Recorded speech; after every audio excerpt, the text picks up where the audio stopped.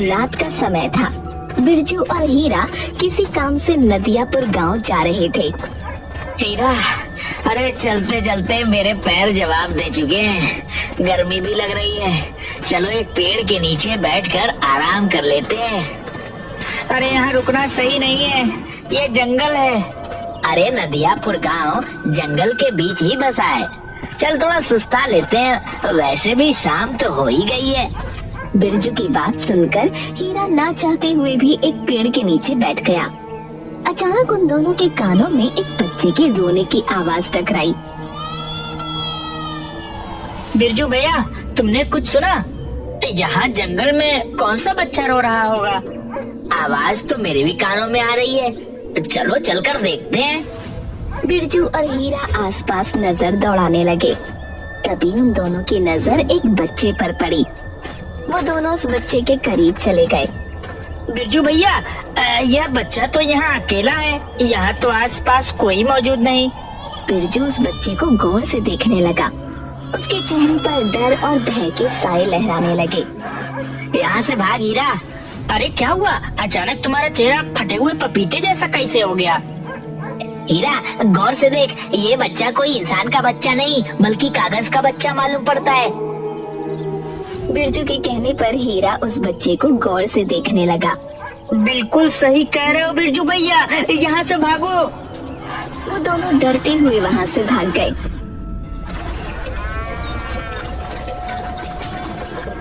मगर उसी नदियापुर गांव में झुमरी नाम की एक सुंदर स्त्री अपनी 5 वर्षीय बेटी चमकी और पति के साथ रहती थी। झुमरी का पति बहुत गरीब था। एक दिन झुमरी का पति बसंत दोपहर के समय अपने घर पर उदास बैठा था। अजी क्या हुआ जी, आप इतने उदास क्यों बैठे हैं? काफी दिनों से मुखिया जी से अपनी मजदूरी मांग रहा हूँ, लेकिन वह दे ही नहीं रहे। उनसे कहते क्यों नहीं कि हमारे घर में राशन भी खत्म होने को है। अगर आप वहाँ हमें समय पर पैसे दे सकते तो फिर ऐसी जगह काम करने से क्या फायदा।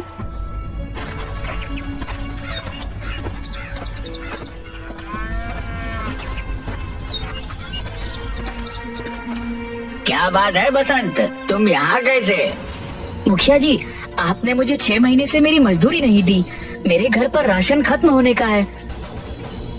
मत भूलिए, मेरे घर पर मेरी पत्नी और मेरी बेटी मेरी जिम्मेदारी है। तो मैं क्या करूँ? तूने क्या अपनी बच्ची क्या मुझसे पूछकर पैदा की थी क्या? मुखिया जी, मैं तो बस अपने पैसे मांग रहा हूँ, मुझसे बदतमीजी से बात मत कीजिए। तुमने नौकरों को ज्यादा सिर पर चढ़ा रखा है मुखिया। अगर ये मेरा नौकर होता तो मैं इसको लात घूंसों से ऐसा स्वागत करता कि ये फिर कभी किसी से जुबान लड़ाने की काबिल नहीं रहता। तो फिर इस नेक काम में मैं क्यों देरी करूं? इतना बोलकर मुखिया बसंत को बुरी तरह से पीटने लगा और उसे धक्के देकर बाहर निकाल दिया। या नहीं देता तेरे पैसे, जिससे शिकायत करनी है कर ले, जो उखाड़ना है उखाड़ ले। बसंत रोते हुए घर आ गया।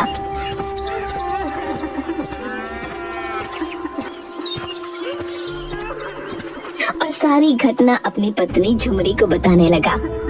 चिंता क्यों करते हैं जी, ईश्वर पर भरोसा रखें, सब कुछ सही हो जाएगा। तुम समझ नहीं रही, घर का राशन खत्म होने को है। आज तो मेरे पास चमकी के दूध के भी पैसे नहीं बचे, मैं क्या करूं? चिंता मत कीजिए, मैं अपने पड़ोस में रहने वाली अनीता से कुछ पैसे उधार मांग लेती हूँ। आप बस ऐसे उदास मत बैठिए और हाँ, कभी भी हिम्मत मत हारिएगा। झुमरी की बात सुनकर बसंत मुस्कुरा दिया। कुछ देर बाद झुमरी पड़ोस में अपनी दोस्त अनीता के घर गई। आओ झुमरी, मैं तुम्हारा ही इंतजार कर रही थी। अगर तुम नहीं आती तो कुछ देर में वैसे ही मैं तुम्हारे घर आने वाली थी। मुझे तुमसे बहुत जरूरी बात करनी है। हाँ हाँ बोलो ना, क्या बात है? मुझे कहते हुए अच्छा तो नहीं लग रहा, लेकिन मुझे कुछ पैसों की जरूरत है। वो क्या है ना, आजकल मेरे पति को कहीं काम नहीं मिल रहा। बोल रहे थे बाजार में काफी मंदी चल रही है। ये बात तो सही है, सभी जगह बुरा हाल है झुमरी। इतना कहकर अनीता ने कुछ पैसे झुमरी के हाथ में पकड़ा दिए। मैं तुम्हारे ये पैसे बहुत जल्दी चुका दूंगी। अरे जब मर्जी आए तब चुका देना, लेकिन ऐसा कब तक चलेगा? मैं कुछ समझी नहीं। देख झुमरी, आजकल का जमाना बदल गया है। मुझे देख, मेरे पति भी काम करते हैं और मैं भी काम करती हूँ। क्यों ना तुम भी अपने पति का हाथ बटाना शुरू कर दो, कुछ पैसे घर आएंगे तो अच्छा ही होगा।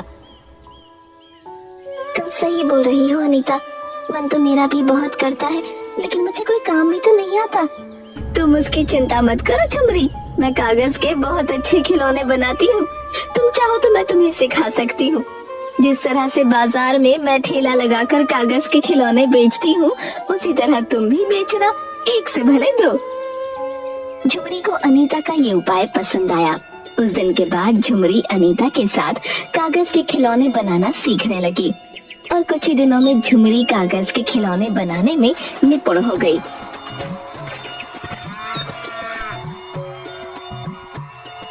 अरे वाह झुमरी, तुम तो मुझसे भी अच्छे कागज के खिलौने बनाने लगी। मुझे तो विश्वास ही नहीं हो रहा। नहीं अनीता, तुमसे अच्छे तो मैं कभी नहीं बना सकती, आखिर तुम मेरी गुरु ठहरी। ठीक है झुमरी, तुम पहले इम्तिहान में तो पास हो गई, बल्कि यूं कहो फर्स्ट डिवीजन से पास हुई हो। और तुम्हारी दूसरी और आखिरी परीक्षा और होनी है। अब मुझे कौन सी परीक्षा पास करनी है? कल तुम मेरे साथ बाजार में खिलौने बनाकर बेचोगी, देखते हैं किसके खिलौने ज्यादा बिकते हैं। अगले दिन झुमरी अनीता के साथ दूसरा ठेला लगाकर कागज के खिलौने बेचने के लिए खड़ी हो गई। कुछ ही देर में झुमरी के सारे खिलौने बिक गए। अरे वाह झुमरी, मेरे ठेले में तो कुछ थोड़े खिलौने बचे हैं, लेकिन तुम्हारे तो सारे खिलौने बिक गए। कहीं तुम्हें बुरा तो नहीं लगा? अरे इसमें बुरा लगने वाली क्या बात है, ईश्वर हर किसी को अपना अपना नसीब देता है। उस दिन के बाद अनीता और झुमरी रोज सुबह बाजार में कागज के खिलौने बेचने जाती। शाम तक झुमरी के सारे खिलौने बिक जाते। झुमरी के दिन अब बदलने लगे थे। एक दिन बसंत झुमरी से बोला, मैंने जरूर पिछले जन्म में कुछ अच्छे पुण्य किए होंगे झुमरी, जो मुझे इस जन्म में तुम्हारी जैसी पत्नी मिली। ऐसी बातें क्यों करते हैं जी? अगर पति पत्नी के हर दुख में पति उसका साथ देता है, तो क्या पत्नी उसके दुख में उसका साथ नहीं दे सकती? मैं तुम्हें यह बताने के लिए आया हूँ कि मुझे चौधरी के खेतों में काम मिल गया है। ये तो बहुत अच्छी बात है जी, अब हमारी कमाई दुगनी हो जाएगी। अब हम अपनी बेटिया रानी को अच्छे स्कूल में एडमिशन दिलवा सकेंगे। झुमरी की बात सुनकर बसंत मुस्कुराता हुआ वहाँ से चला गया। एक दिन की बात है, झुमरी और अनीता बाजार में ठेला लगाकर कागज के खिलौने बेच रही थीं कि तभी मुखिया कुछ लोगों के साथ वहाँ आ गया। कैसी हो झुमरी? देख रहा हूँ तुम्हारे खिलौने आजकल बहुत ज्यादा बिक रहे हैं, और तो और तुम्हारे वस्त्र भी बता रहे हैं कि तुम्हारी आमदनी अच्छी हो रही है। सब ईश्वर की कृपा है मुखिया जी। यहाँ कैसे? बात ये है झुमरी कि हमारा गांव दो नदियों के बीच में है। वर्षा प्रारंभ होने वाली है और मुझे सूचना मिली है कि इस बार हमारा गांव भयंकर बाढ़ की चपेट में आ सकता है। इस तरह से तो गांव वालों का जीवन यापन बर्बाद हो जाएगा। इसीलिए मैं चंदा इकट्ठा कर रहा हूँ। झुमरी, तुमसे भी मैं चंदा लेने आया हूँ। झुमरी ने उस दिन की सारी कमाई मुखिया के गुल्लक में डाल दी और साथ ही साथ उसकी दोस्त अनीता ने भी। झुमरी, मैं सारे गांव वालों से चंदा लेकर उनके लिए शहर से अच्छे कंबल और बहुत सी खाने पीने की वस्तुएं लेकर आऊंगा। मुझे तुम पर विश्वास नहीं है मुखिया जी। वैसे भी तुम मेरे पति की 6 महीने की तनख्वाह रोके बैठे हो। देखते हैं गांव वालों की कितनी मदद करते हो।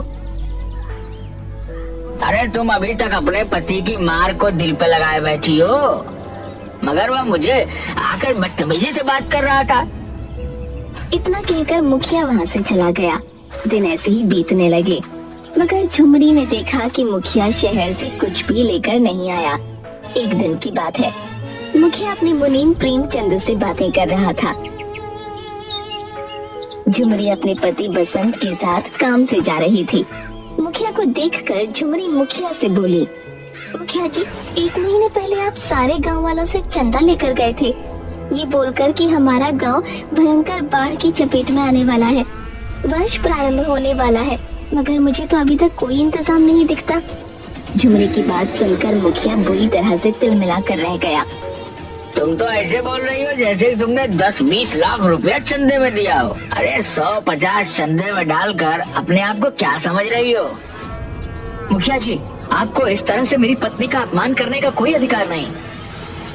मुंह बंद रख बसंत, पिछली बार की माल भूल गया क्या?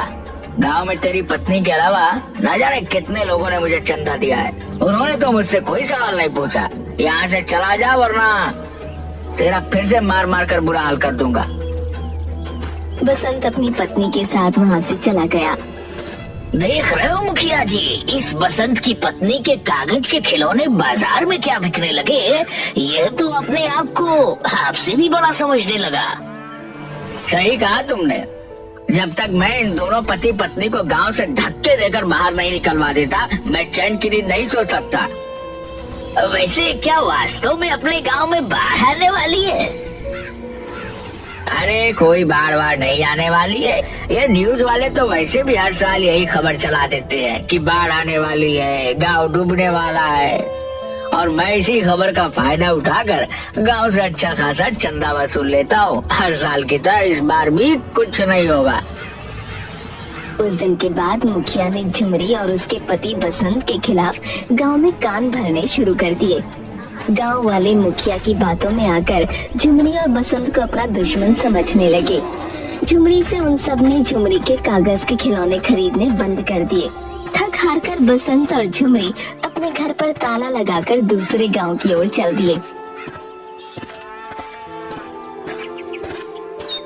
झुमरी एक जंगल में बैठकर आंसू बहाती हुई बोली, ये सब मेरे सच बोलने का नतीजा है।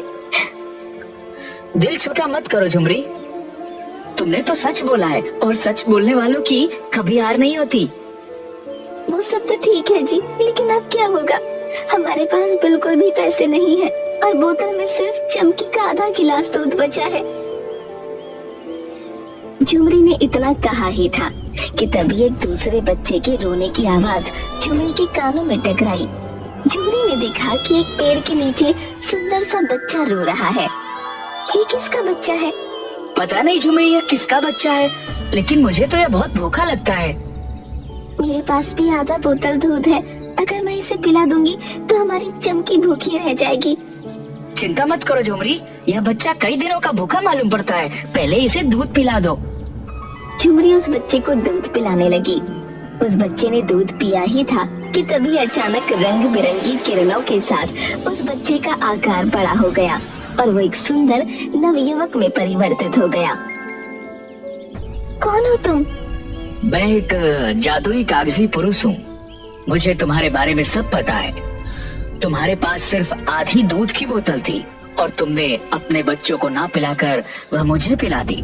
मैं तुम्हें वरदान देता हूँ कि तुम अब से जो भी कागज के खिलौने बनाओगी उनमें जादुई शक्तियाँ आ जाएंगी। और मैं तुम्हें एक राज की बात बताने वाला हूँ। तुम्हारा गांव भयंकर बाढ़ की चपेट में आने वाला है। कल तुम्हारे गांव में तबाही ही तबाही मच जाएगी। इतना कहकर सुंदर पुरुष वहाँ से गायब हो गया। हम नहीं जा सकते, हमारा गांव मुसीबत में है। तुम सही कहती हो झुमरी, हमें गांव वालों की मदद करनी चाहिए। और वैसे भी उस मुखिया ने हमारे खिलाफ गांव वालों के कान भरे हैं, वरना गांव वाले बुरे नहीं हैं। झुमरी और बसंत दोबारा अपने गांव वापस आ गए। झुमरी ने कल की तैयारी करनी शुरू कर दी। उसने एक बहुत सुंदर कागज की नाव बनाई। उसने उस नाव में अलग अलग तरह के बहुत सुंदर सुंदर घर बनाए। देखते ही देखते उसकी कागज की सुंदर बड़ी नाव बहुत बड़ी हो गई और एक विशाल नाव में परिवर्तित हो गई। झुमरी अपने परिवार को लेकर उस नाव में चली गई। अरे झुमरी, यह तो लग ही नहीं रही कि ये कागज की है। इसकी दीवारें तो पत्थर से भी मजबूत मालूम पड़ रही हैं। उसने सही कहा था, इसके अंदर अद्भुत जादुई शक्ति आ गई है। अगले दिन भयंकर बारिश शुरू हो गई। देखते ही देखते पूरे गांव को बारिश की बाढ़ ने अपनी चपेट में ले लिया। गांव वालों में हाहाकार मच गया और झुमरी नाव बाढ़ में तैराने लगी। झुमरी ने देखा कि उसकी दोस्त अनीता पानी में डूब रही थी। झुमरी ने तुरंत नाव को वहां जाने का आदेश दिया। अनीता, कागज की नाव के ऊपर आ जाओ। ये कैसा चमत्कार है? वो सब बातें बाद में करेंगे, पहले अपने परिवार को लेकर ऊपर आ जाओ। तुम्हारा परिवार सुरक्षित रहेगा। अनीता अपने परिवार को लेकर नाव पर चढ़ गई। उसने गांव के सभी लोगों को झुमरी की नाव के ऊपर ले लिया, सिवाय मुखिया के घर को छोड़कर। मुखिया दौड़ता हुआ आकर बोला, मुझे भी नाव में ले लो झुमरी, मुझे माफ कर दो, मुझसे बहुत बड़ी गलती हो गई। मेरा दिल तुम्हारी तरह नहीं है मुखिया जी, आओ अपने परिवार को लेकर नाव के ऊपर आ जाओ। मुखिया अपने परिवार को लेकर नाव पर चढ़ गया और झुमरी की ओर देखकर बोला, मुझे माफ कर दो, मैंने तुम्हारे साथ कितना बुरा सलूक किया और उसके बाद भी तुमने मेरी कितनी मदद की। मुखिया जी, हमें हमेशा दूसरों की मदद करनी चाहिए, पता नहीं कौन कब किसके काम आ जाए। तभी अनीता झुमरी से बोली, झुमरी, बाढ़ बहुत ज्यादा भयंकर है, हमारे गांव के अलावा और भी गांव बाढ़ की चपेट में आ गए होंगे, हमें उन सबकी मदद करनी चाहिए। झुमरी को अनीता की बात पसंद आ गई। झुमरी अपनी जादुई नाव को लेकर दूसरे गांव में गई और वो सबकी मदद करने लगी। कुछ दिनों बाद बाढ़ का पानी जब उतर गया, तब झुमरी ने अपनी कागज की नाव में कागज के भोजन बनाना प्रारंभ कर दिए। झुमरी जैसे ही कागज के भोजन बनाती, वो असली भोजन बन जाते। अरे वाह झुमरी, यह कैसे संभव हुआ? कागज के भोजन असली भोजन कैसे बन जा रहे हैं? तुम्हें याद नहीं, उस जादुई सुंदर पुरुष ने हमसे क्या कहा था? तुम कोई भी कागज का खिलौना अगर बनाओगी तो उनमें जादुई शक्तियाँ आ जाएंगी। मुझे विश्वास था कि अगर मैं कागज के भोजन बनाना प्रारंभ करूंगी तो वो असली भोजन बन जाएंगे। ये ईश्वर ने हमारी मदद की है झुमरी, देखो ना, इस तरह से कितने लोग भूखे मरने से बच जाएंगे। इस तरह से गांव में सभी लोग भूखे मरने से बच गए। कुछ महीनों बाद सब कुछ ठीक हो गया।